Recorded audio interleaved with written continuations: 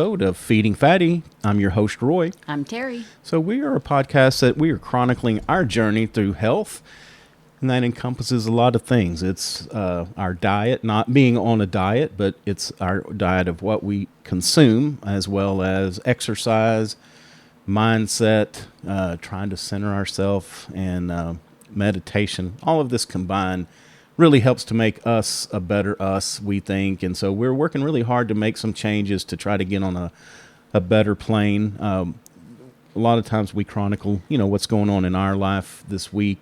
And we also have professionals and guests that are experts in different areas that come on to try to help us with this and be a good reference and resource for you. And today is no different. Terry, I'll let you introduce Sandy. Yeah, Sandy Rodriquez is a bilingual communications expert, writing on topics ranging from finance to entertainment for different media outlets in both the U.S. and Mexico.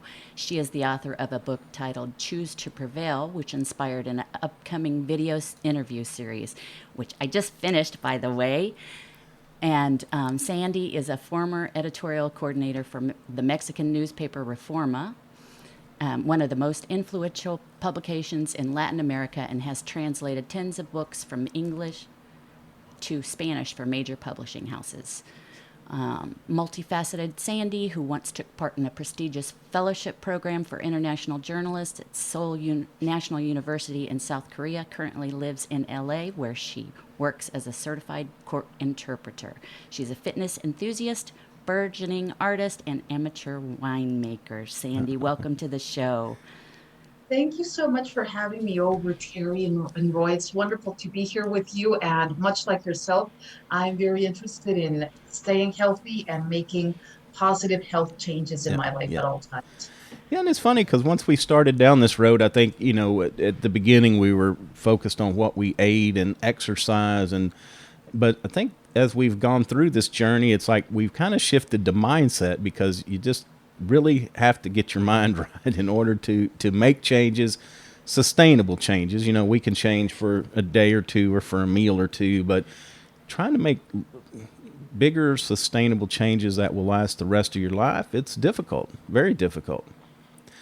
And absolutely. Yeah. And I was just going to tell you, I've had to, Terry has been reporting as she's reading your book for the last couple of days. She's like, oh my gosh, you should hear this. You should hear what Sandy had to say in that book. So I haven't had a chance to look at it, but Terry said that it's awesome. So thank you for sharing that with us.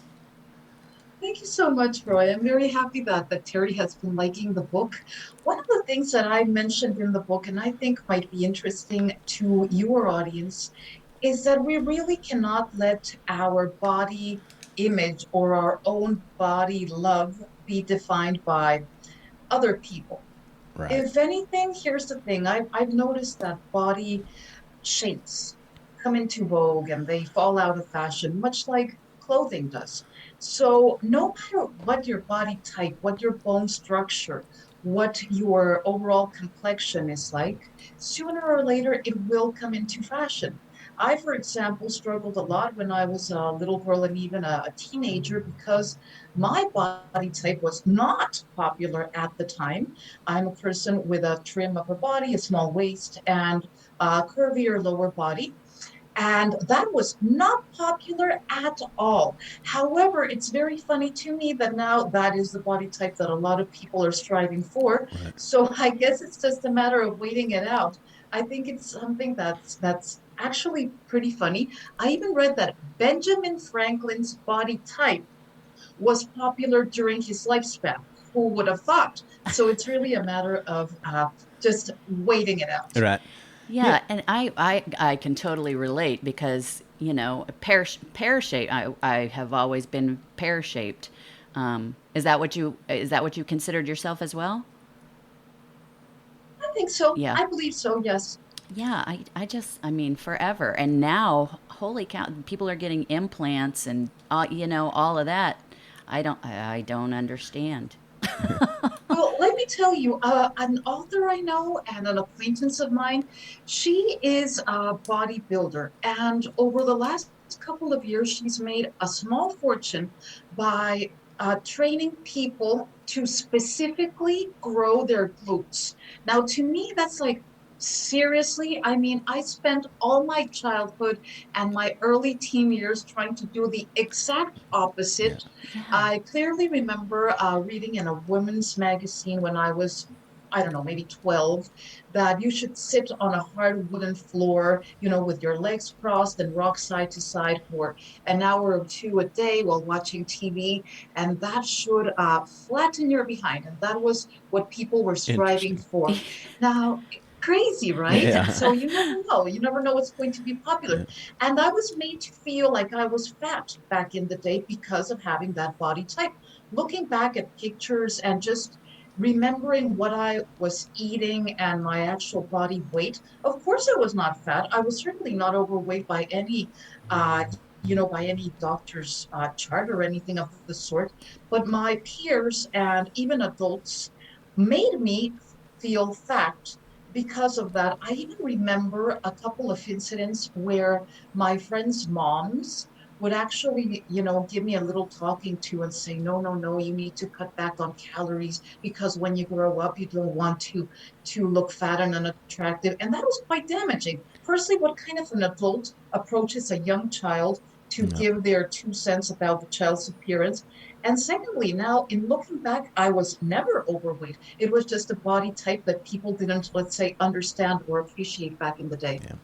It's harder for women, I know, to ignore the great advice people give you, but also to to be that body conscious. But as long as you're healthy, you got good blood pressure, your sugars are good, whatever the other markers that your physician says, we should be okay with that. And we just, again, it's hard. It's hard for anybody, but we just have to stay in our own lane, run our own race, and say, look, I am what I am. And what is it? The old saying that the people that people that care don't mind, and people that mind don't Don't care, or care. something like that. I don't remember how that goes, but Yes. basically, it's the people that are closest to us are gonna understand, and they're not gonna be rude. But the people that are rude, we just have to never mind them. And the other thing, it's kind of timely that there was an old, it was a meme that was going around not long ago of a pattern, and this is probably in the late 50s, early 60s, but the pattern for sewing was actually called chubby girl patterns. Yeah. I'm like, and and in this day and time, I just had to step back for a minute and say, oh my gosh, can you imagine that somebody was actually advertising their product as chubby girl products? It's very funny. It's really interesting. Right now, body positivity, at least, let's say publicly, is a big deal. Yeah. A lot of companies are choosing to feature, um, you know, models that are a little bit on the chubbier side. But here's the thing, I do feel that there's a bit of a downside to that, in that I feel that a lot of companies, it's almost like they're just paying lip service to what is trendy right now, All right. which is the body positivity movement. But I do feel that it doesn't really serve people well to actually believe that the world will treat you exactly the same if you're clearly out of shape, because that's not the case. And it Right. would be very disappointing to be tremendously out of shape and go into the world and go to beaches and go into social situations and go into dating and go into job interviews and just assume that yes, the world is very positive now and I will be getting these fabulous reactions. My weight is a non-issue. That's not really the case, and I know that to be a fact because well, I mean, it's not only something that I can see for myself, but I experienced it up to a certain degree. I've always been a person that has been very much weight conscious and figure conscious, and I've even fallen into near anorexia at certain times in my life. But when I was pregnant, I decided to just set all of those concerns aside and just eat healthfully. But to be honest, I went a little bit overboard. I didn't really eat healthfully. I went above and beyond. All right. I mean, certainly I ate for two, but not for two normal people, but for two people with a sweet tooth and with a penchant for um, grilled cheese sandwiches. So in reality, I did put on a lot of weight. I would say that after my little boy was born, I still had a lot left to shed. And I knew that it was going to be something temporary because I'm a person that knows how to, lose weight when it's needed. So I knew it was a temporary thing. But I would say that over the course of maybe a year, I was really very much overweight. And in fact, even while pregnant, because I had put on so much weight, I did not look like this beautiful, lovable pregnant woman that everybody wants to hug and help out. In fact, I would say that I looked more like an overweight lady. And the reactions I got from people, let me tell you, they were not at all body positive, at all. So it was a bit of a social experiment in that I actually got to feel and experience what life might be like if that were your permanent situation. And let me tell you, there is no real body positivity going on as far as I can tell.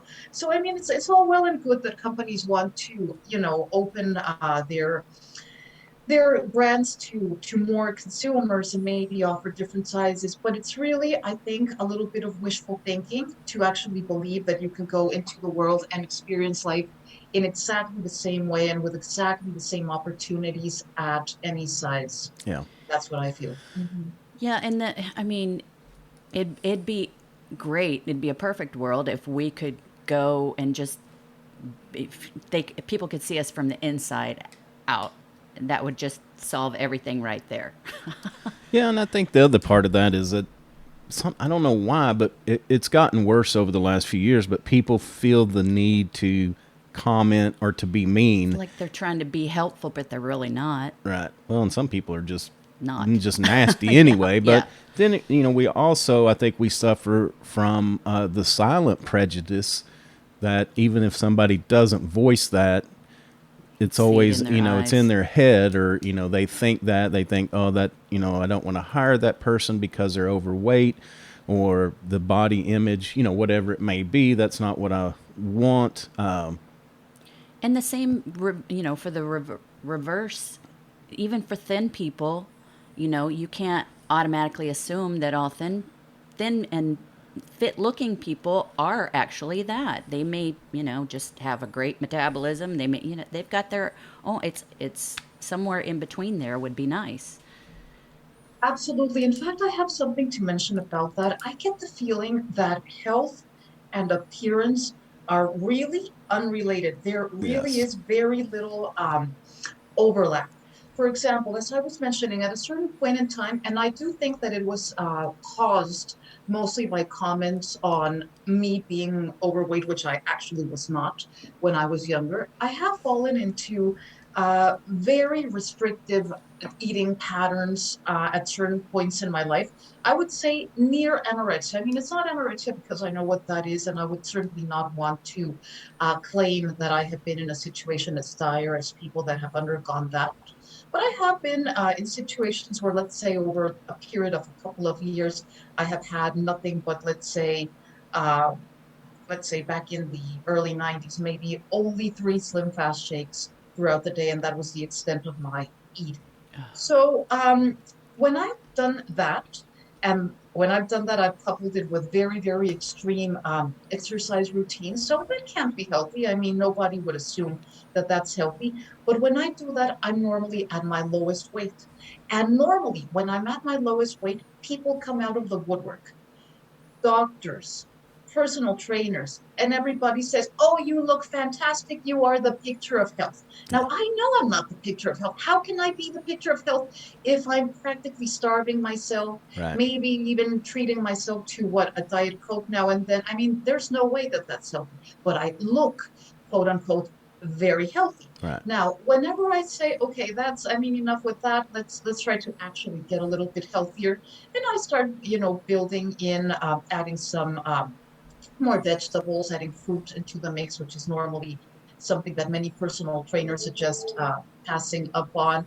Whenever I start adding, more healthful foods, healthy proteins, healthy fats, normally I'm kind of like at the weight that I am at now, which is a normal weight. However, when I'm at this weight, people normally say, "Oh, you really let yourself go." So, I mean, it's quite bizarre. And people say, "Oh, no, no, you need to take care of your health. I remember back when you looked super healthy." And I think, okay, that makes zero sense. So when I actually am healthy, people are saying that I don't look healthy, and then it's the other way around. That really makes no sense. And I think that's in line with what we see on social media and often in fitness magazines. A lot of these Instagram influencers that are, hashtag health and hashtag healthy life and hashtag thinspo and fitspo and all of that. Normally, what they're doing is they're only having diuretics for several days prior to their photo shoots. So obviously, their muscles look very cut, they look very ripped, they look fantastic, but there's just no way that they're healthy. And normally they're posing with a smoothie or they're posing with an apple, but those are not the things that they actually consume. Of course, that's not to say that that's the case with every single Instagram Right. influencer. Certainly, some people are naturally healthy and they look healthy, or some people are naturally thin, or some people are naturally muscular. But that's not really the case. And I'm going to tell you something that you won't believe. It'll blow your mind. Okay, Ready? you know how sometimes you see fitness magazines and you see these people that you can tell that it's actually the same person. It's surely not very photoshopped, if at all, but you see how they go from, flabby to super fit.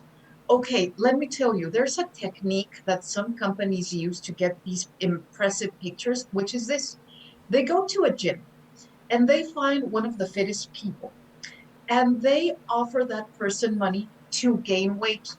So for Hmm. right now, they take the before picture, then they have that person gain weight, and then they snap a second picture, and then they Oh. just use them in the opposite way. So they use the one taken in the future as the before and the one taken now as the after.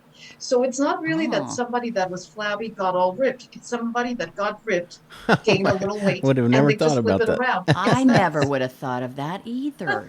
That's It's crazy. crazy. Yeah, I know. It's very crafty Yeah. because people see the pictures and they think, oh, it really is the same person. Yes. Oh, this product must be like fantastic. And it's really not. Yeah. So it's interesting.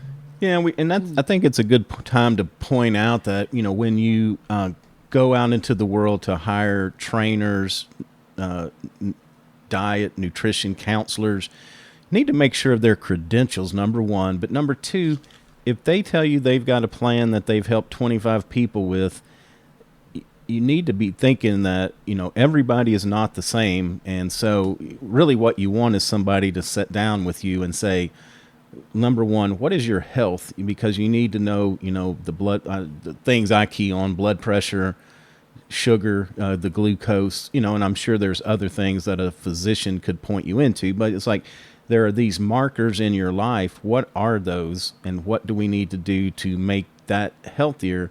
Because as you've said, you can work on the body and you can make your body look one way, but that doesn't always translate into being healthy. And again, I think you pointed this out, is that we tend to equate those, that that the thinner person, they must be healthy, and that is just certainly not the case. But just take care when we hire people to make sure that they have our best interest in mind and that they take us as individuals to try to help us, number one, do what we want, but number two, look at our situation where we are today for what it is.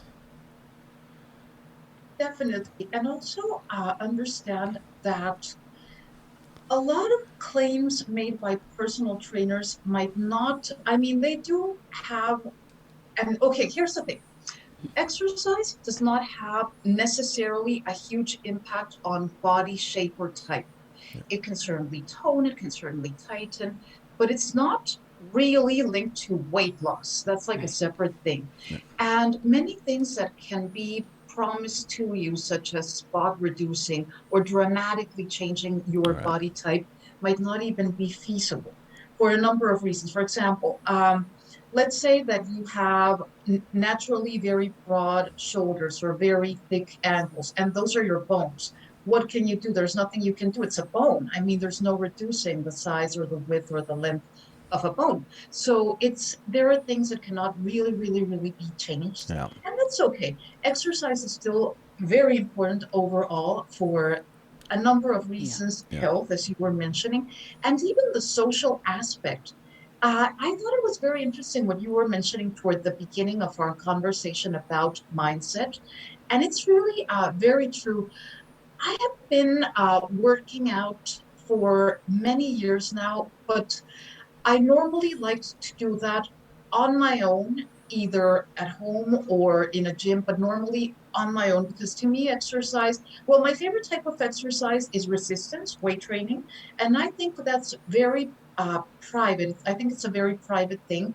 And it can also be a very intellectual exercise in that you're trying to achieve a muscle mind connection in which you're focusing on what you're doing. You might even actually be taking notes as to this week I was able to lift this amount. So it's something to me that's a little bit personal. But in more recent years, especially after moving here to California, I did want to get involved in the more social aspects of working out. And for example, I saw that a lot of my friends were into running or jogging or doing some kind of group fitness activity. And I wanted to join in, but I felt like, how can I do that? Well, I thought it was really, it came down to mindset. I just signed up for different things. I started signing up for 5Ks, for 10Ks, for a stair climb challenge.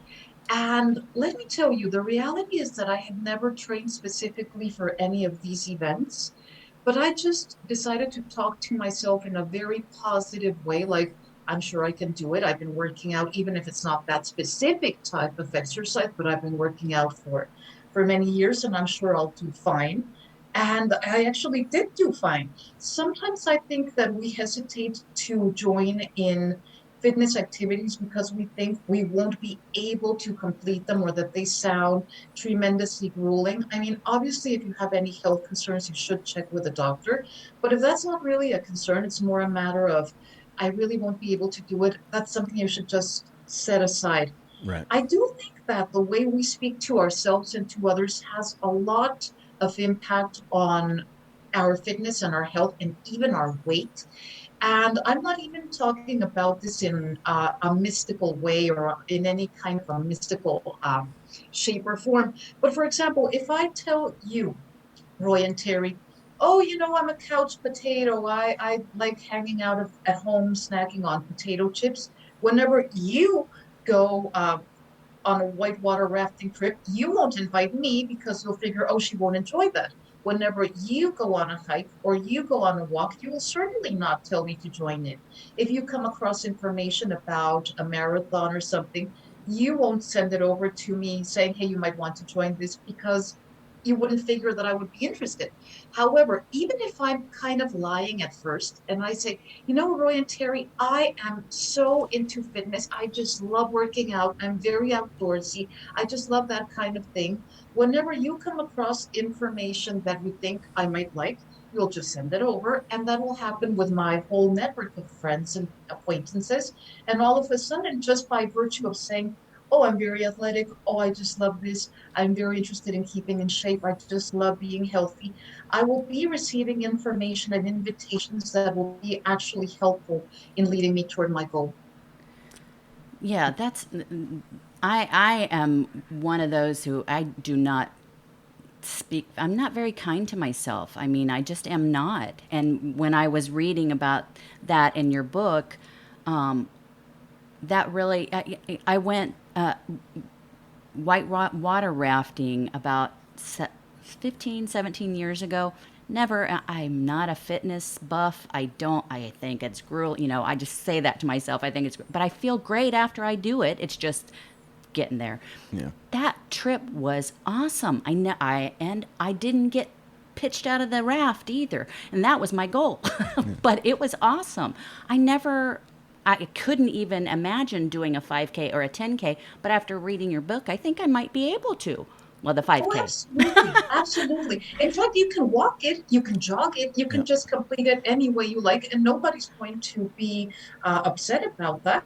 And it's very fun. You make friends, super fun. Yeah. Yeah, Yeah. I think that's the important part is, well, first off, what you said is we need to give people the information and let them make the decision. Because, basically, if I say, oh, Sandy's a couch potato. She's overeating chips. She wouldn't want to go. I'm making a decision for you Right. instead of letting you make that decision.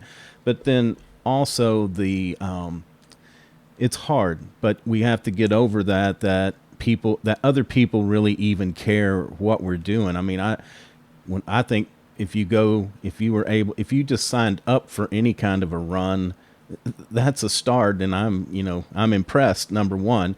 But who cares if you run halfway and walk halfway, you're still out there making progress, and you may not run the whole one the first time, but if you do 3, 4, 5, you may get where you run it all. And then we can talk about that too at the gym. People don't want to go to the gym. They don't want to go to group exercise because I'm overweight and all of this. But you know what? People usually that are working out, they understand that maybe that's your starting point. And I think they would be a lot kinder to you most of the time. Like the gym I go to, I'm overweight, but I never get looks or flack or anything, but I don't worry about it. I'm there for me. I try to stay in my lane and not worry. Well, number one, I guess I don't think anybody else even is going to give me the time of day. It's like they got their own stuff going on, so they're not worrying about, me. But anyway, you just have to get out there. And another great example of that, I think, is yoga. And this is what I like about yoga is, the lady I've got a DVD, she always says, look, if you can't do this, here's a modification. And she always gives you something just to keep you moving. That's fantastic. And you're absolutely right that most people are not paying that much attention to us. Right. Absolutely. And certainly, I mean, there are gyms and there are gyms. Obviously, you need to shop around and find one Right. where you're comfortable.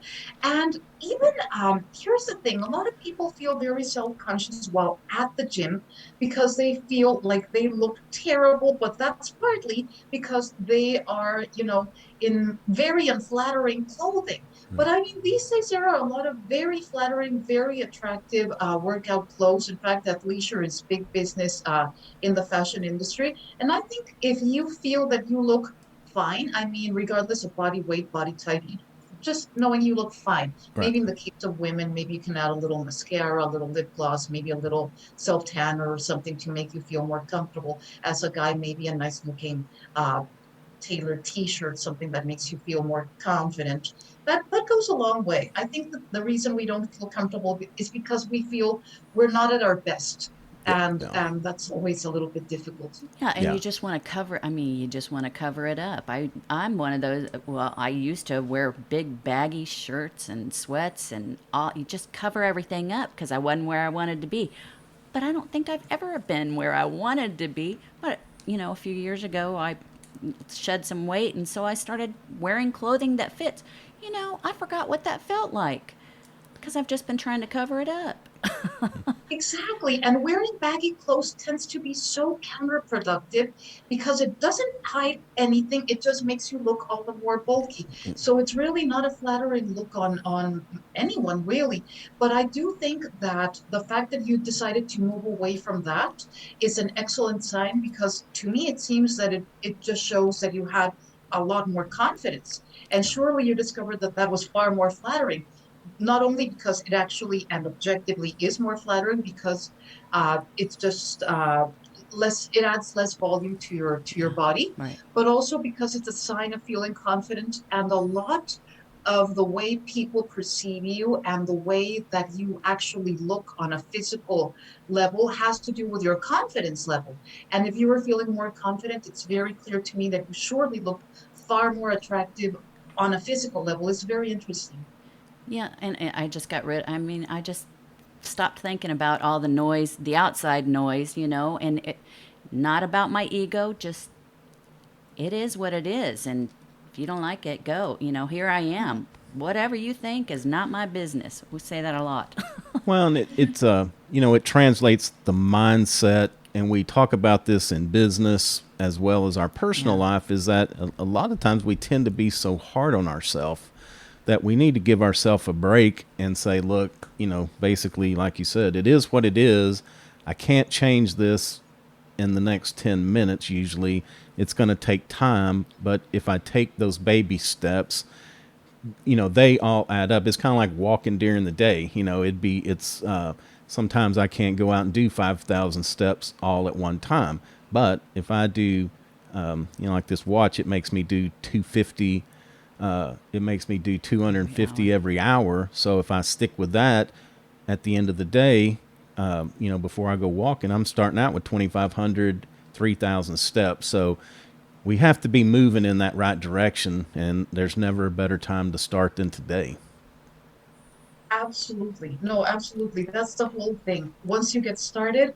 that's the way it goes. There's a saying in Spanish that my grandma used to say, which would loosely translate to when it comes to eating or scratching an itch, the first thing to do is just start. Yeah. And the same would apply to fitness. Right. Whenever you want to get fit, the first thing to do is just start, and Yeah. you'll find that you'll keep on going in that direction. And I think that's also very important these days for men, because I feel that in recent years, let's say standards of perfection, quote unquote, have been a little bit more relaxed for women, at least to a certain point. And well, I mean, sometimes you see magazine covers these days and you have female celebrities or female models, and they're, let's say, average person weight. Even Victoria's Secret has decided to do away with their Victoria's Secret Angels campaign. There's no longer going to be any Victoria's Secret Sorry, Roy. show as we come to know it. However, when it comes to men, I think that well, I mean, standards have been raised dramatically. I see that a lot of male Yeah. actors these days, they are tremendously ripped and they're expected to be either shirtless or full on naked in their movies. And it's just crazy. A lot of male actors have actually, made a career out of that type of thing. And some have let's say maybe strengthened or like really solidified their career upon becoming very very very athletic looking. And even on a more, let's say, on a level that's outside of Hollywood, for example, a lot of male CEOs, instead of having their friends join them for drinks, they have their friends join them for rock climbing or that kind of an activity. So I feel like it's this very alpha male thing these days. And I think that's also something that, I mean, I'm glad that standards are being a little bit more relaxed for females, but I'm a little concerned that guys might experience what women used to experience these days. And it's also important for teenage boys. You go on to teenage boys' Instagrams these days, and it's a bunch of shirtless kids, showing off their abs and their pecs and this and that. I think that's not super healthy. It can't be. It's something that really does a number on people's mindset when you cannot live up to that expectation. Yeah. Speaking of that, I'm not going to mention his name, but there was a singer that's pretty popular now that was doing an interview with one of the major networks, and it was a tape. So they showed the clip, and it went away, and so the interviewer just made the comment like, I've known this guy for years, and said I haven't seen him with a shirt on in the last 6 years. So yeah, there's a lot to be said for I mean, it's just not me. Even if I was at my optimal weight and body shape and all of that, I probably wouldn't do an interview on a national network shirtless. So, I always feel like that there's more to that. Most people show up no matter, some of the bigger, what do you call them, action movie stars that are ripped and buffed. They usually show up with the shirt on. So there's a little bit to kind of what you're saying there. They've got this image and they feel like it's an extra draw. Yeah, it's very strange that it's totally turned the tide and now they're all eye candy. That's what it seems like. Absolutely. But there's another trend that I can see that it could be let's say unhealthy in a certain way, but I also kind of like it for another reason. This other trend that I'm mentioning is the fact that people, okay, when I was a little girl, people that reached 30 were thought to be over the hill. Oh, they were middle aged. Oh, they were so old. In Right. this day and age, you can be 60, 70, late 70s, 80, and you're supposed and expected to look super hot, whether you're a man or a woman. Now, again, I kind of don't like it because it might be unrealistic for some, but I also kind of do like it because it's just fantastic to not limit ourselves. I Right. wouldn't want to say, well, as the years come, I'll have no choice but to just let myself go and I'll just be this flabby old lady in a rocking chair. No, I don't think that that would be either necessary or expected or desired. And I see now that there are plenty of role models that show that you can look extraordinarily good no matter what your age. Like, for Yeah. example, going to male action stars, you have like a Robert Downey Jr., or even a Brad Pitt, they're in their like 60s now, or people like J Lo, mid 50s. I mean, they look great and they will continue to look great 10 years from now, 20 years from now. Yeah. And that's something that, again, yes, I mean, you cannot hold yourself up to Hollywood No, standards, no. but it's good that we do see role models so that we don't automatically assume, okay, let's think of a 70-year-old. Yeah. Okay, I'm thinking of somebody in a rocking chair, like all dried up or, terrible. No, when you think somebody like 60, 65, 70 now, it can be somebody very sexy, very physically appealing from a conventional point of view. It can be somebody very Yeah. vibrant, somebody very active. And that's something that I've liked about joining in races and these kinds of challenges, that you see people that are clearly, I don't know, not teenagers anymore, or definitely not in their 20s or 30s, and they look amazing. And more importantly, their athletic performance is excellent. Yeah. So that's also very interesting to watch. Yeah. I was going to say Helen Mirren. We can't talk about this without mentioning her because Right? oh my gosh, her in the bikini of how many, like 4 years ago. Oh, I don't even know how old she is. She's 70, some maybe early 70s. I don't even know, but she looks great. Yeah, Exactly. it's a good observation because, like you, when I was growing up, if you think about the age, like at 60, 65, people they were inactive in the rocking chair, sitting in front of a TV Yep. and not really taking part. And I think that's been a good part of our evolution is that we don't put those age boundaries on us anymore. We're like, I'm of this age, I can do whatever.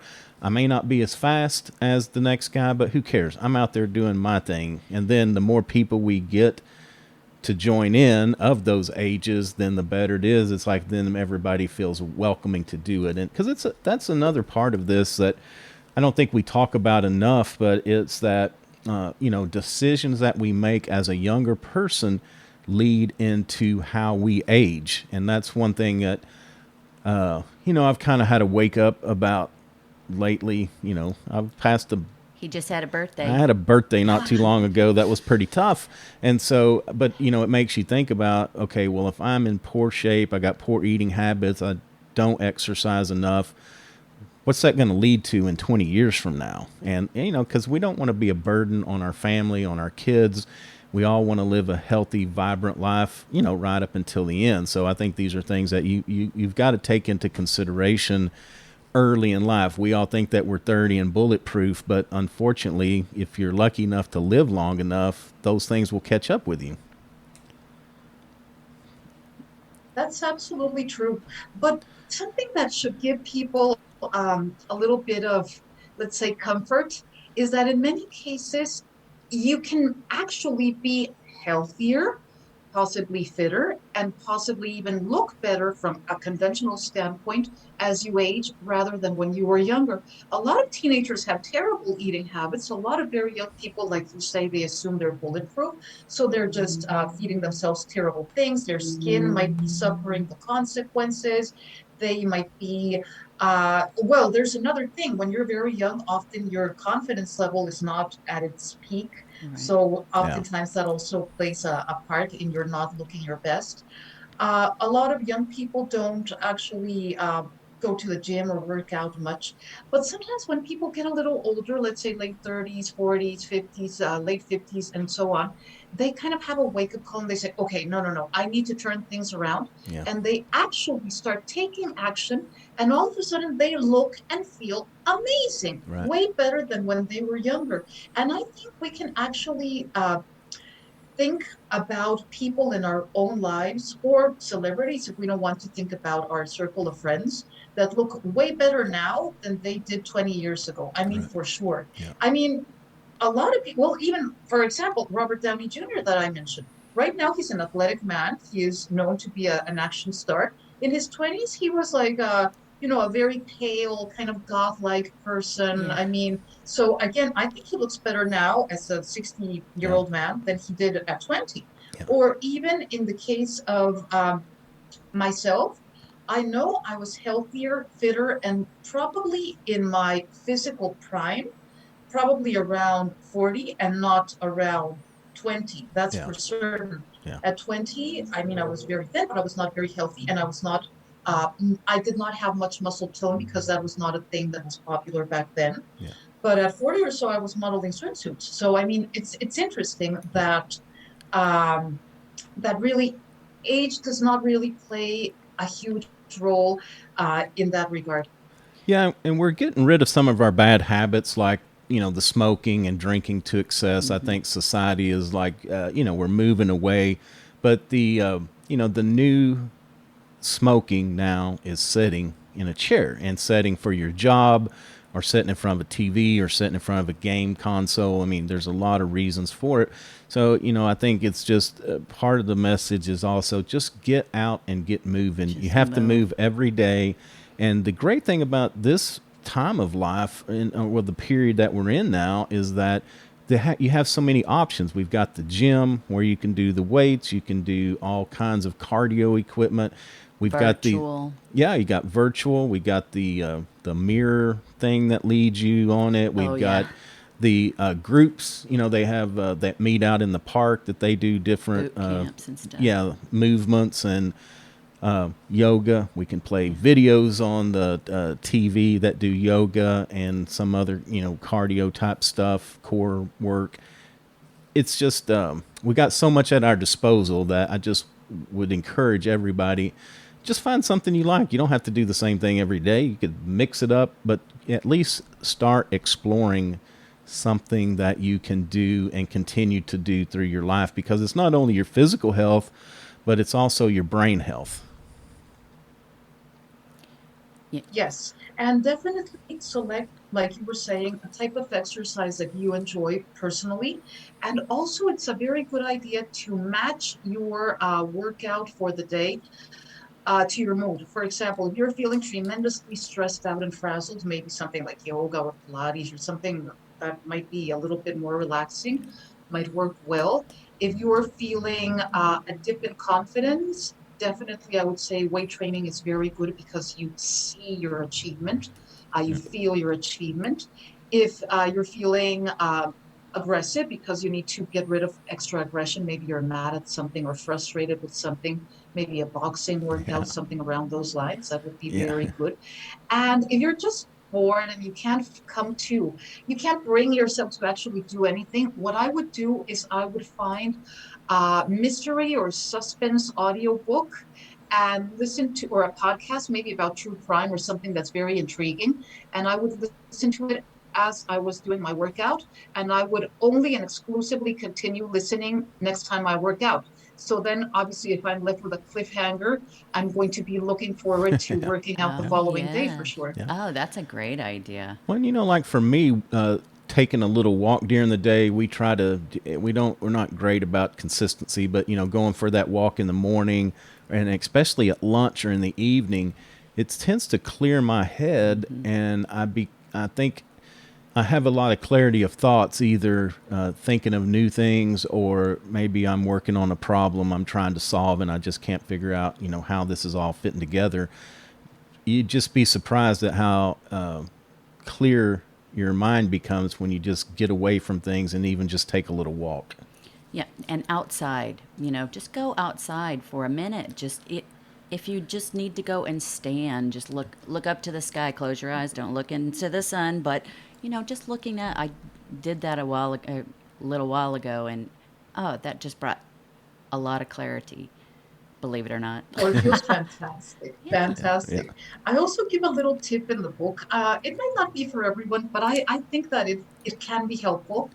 Sometimes if you need motivation to embark on a fitness program, sometimes what you can do is put the cart before the horse. In other ways, you go to your calendar or your date book and you schedule something in the future that will require you to be in peak physical shape. It could be a 5K, it could be a bikini shoot, it could be a meeting with your former classmates, it could be whatever you personally feel will motivate you, and you put it on your calendar. And then you do a little countdown so that you know how many days you have to go. And just looking at that number will, at least it does to me, it gets me going, definitely. If I know I'm 3 weeks away from the bikini shoot or the meeting with classmates or whatever, I do, I'm there at the gym at 5 in the morning, and I'm not eating anything that should not be eaten. So I think it works.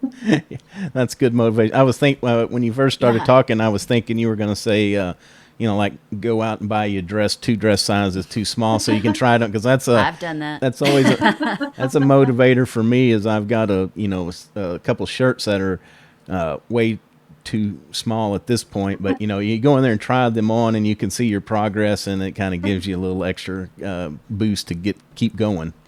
I love that. That's a wonderful idea. And I have seen that the opposite tends to happen. So don't do the opposite. When people buy things one size too large, Yeah. you actually grow, you expand to fill up that garment. So Yeah. don't. Yeah. So that's something that you should definitely not do. No. Yeah, and I don't know that this happens for everybody, but part of the problem with buying those baggy clothes is not only you tend to fill them, but you become more comfortable. Like I don't really have any motivation to change. But like when I put a T-shirt on that's like pretty snug, it gives me a lot more motivation to like, hey, I need to really keep on this program to make some changes so it's not so tight, because I can't wear it out in public. Yeah, or being able to breathe if you have on some pants that are a little too tight. Yes. Yeah. Yes. No, and another thing, I mean, this might sound a little bit like too obsessive, but I have heard that there are studies that show that if you eat in front of a mirror, you tend to make more healthful choices. Of Ooh. course, I wouldn't necessarily recommend eating in front of a mirror because that sounds a little bit too obsessive. But I think maybe we wouldn't go that far, but I do think that before you make an unhealthy food choice, not only thinking in terms of what will this do to my body on a visual level, but what will this do to my mood and how will I feel after Yeah. eating this thing. I've had the experience that sometimes I'm very tempted by, say, a pizza, and I eat a pizza and maybe a whole pizza, and my experience is that after eating it, I feel sluggish. I feel like carb coma. I'm not comfortable. I just feel like very unhealthy and very unhappy. It's depressing Yeah. overall. So sometimes what I do in order to just not eat that is to think back on how I felt the last time I actually Yeah. ate that, and I just remember it's really not worth it. It's not even that tasty. So it's just a matter of remembering how we feel when we eat things Yeah. that we shouldn't be eating. Yeah, and I do feel better after I eat something after I eat a salad. I never used to be able to get excited about salads or vegetables. I, I'm a sugar person. Sugar and salt. Give me some chips and chocolate. I'm good. But I feel a lot better after I eat something that is healthy for me and not pouring off on all the sweet and you know caloric laced salad dressings and all of that. Just a little oil and vinegar, a couple of croutons or some sunflower seeds or whatever. Just it makes me feel a lot better after I do that. There was a star that said something about, even if you eat a candy bar or ice cream, it's like you get, 5 minutes worth of pleasure eating it, but what does it take to make that go away? For The a effort that you lifetime. have to put in, or, the damage that it can do to certain people if, they have certain conditions. So we always have to think about and it's good. It's hard to do for me because I'm like, ooh, I'll eat it and think about it later.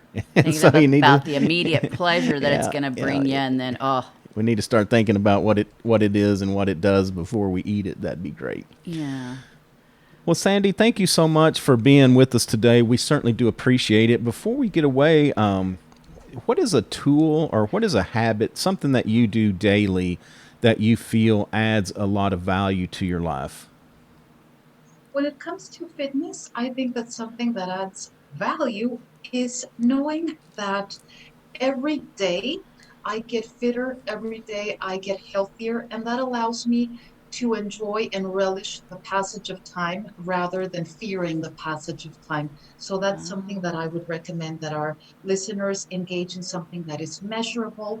It could be endurance wise, it could be how much weight can I lift, it can be how long can I work out, it can be how what distance can I run, it could even be how much weight can I lose without obsessing, of course, but something that is measurable will make every passing day feel good, not like, oh, another day passed. No, it's like, oh, it's a brand new Yeah. day. It's fantastic. I'm doing better than Yeah. before. I love that you give some advice, but you also back it up with examples. And I'm a visual person, so I can see it in my head what you're talking about. And this is how you wrote your book. I thoroughly enjoyed it. It was an easy read, not I mean for me just to follow because you didn't go off on tangents or anything. It was like to the point, straight to the point, and I enjoy that. And I just wanted to make sure that you knew that. Thank you so much. Yeah, and I think that's the nice thing. Like the brand of watch, switched watches not long ago, but that's what I like about it is it cues you for that smaller step. That if I take the smaller Yeah. steps through the day, at the end of the day, I've got decent results already without really, having to go out and do things. So take that negative and let's turn it into a positive. Find something that you can measure. We can't change what we don't measure, something that's always said as well. So good advice. Yes. Well, thank you so much again, Sandy. We appreciate it. Tell us a little bit about the book, where people can find it, and then, how people could reach out if they want to connect with you. Absolutely. The book is called Choose to Prevail by Sandy Rodriquez. I actually have it here with Okay. me. And it's a book that's available pretty much on any online platform, for example, Amazon or BarnesandNoble.com or Target.com, Walmart.com, many different places where it can be found. Probably Amazon would be the easiest. Okay. And if anybody would care to connect, well, we're on Instagram as at Choose to Prevail. There's also a Facebook group called Choose to Prevail. And I'll be more than happy to welcome anybody that cares to join us there. And it's about reframing challenges Yes, not only in fitness, but in life in in general, how life. to overcome any issue that might be tripping us up. Some of us struggle with things that are big, such as, for example, the death of a loved one. Some of us struggle with something small, for example, a physical insecurity, or dealing with a difficult person. And all of these things can be managed more easily with a shift in mindset. And that's what the book is all about. Yeah. All right. Awesome.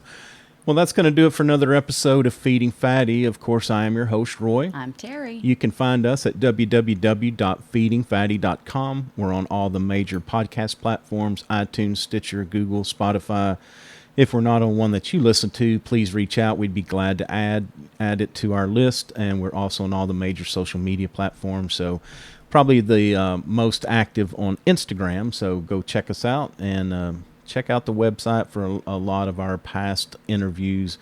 And go over there and you can watch watch a video of this interview with Sandy, as well as get the audio version for her. Share with your friends. Mm-hmm. All right. Until next time, take care of yourself and take care of your family. Thank you.